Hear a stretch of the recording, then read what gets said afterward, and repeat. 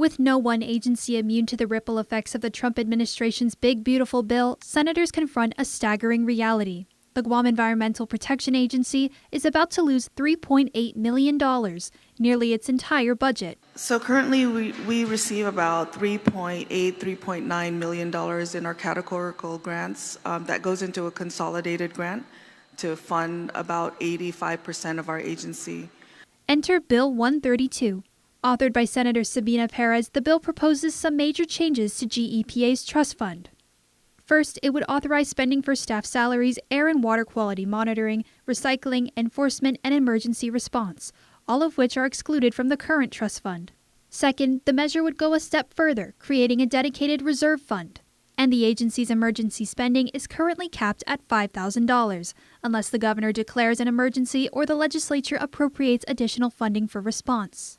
Bill 132-38 is timely and needed for continued operations of Guam EPA and to minimize disruptions from federal cuts. GEPA Administrator Michelle Lastimoza confirms the cap has made it nearly impossible to use the trust fund for real emergencies. There's probably no emergency response that we've encountered that would probably cost less than $5,000, so we haven't really had to tap into that fund because of that limitation. As lawmakers pressed Lastimoza on transparency, she assured them that the agency already provides monthly expenditure reports to its board. If passed, Bill 132 would also require annual reporting to both the legislature and the governor.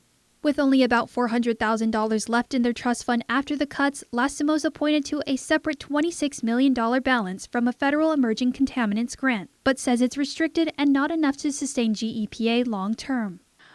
We have talked to our federal grantors about maybe redirecting those monies if it becomes necessary, but we haven't crossed that bridge yet. She also clarifies that the $33 million ORDOT dump reserve fund is separate from their trust fund and that they have no control over it. So while Bill 132 aims to get ahead of the curve and give GEPA more fiscal flexibility, lawmakers noted it as a temporary solution as the agency continues its search for a reliable funding source.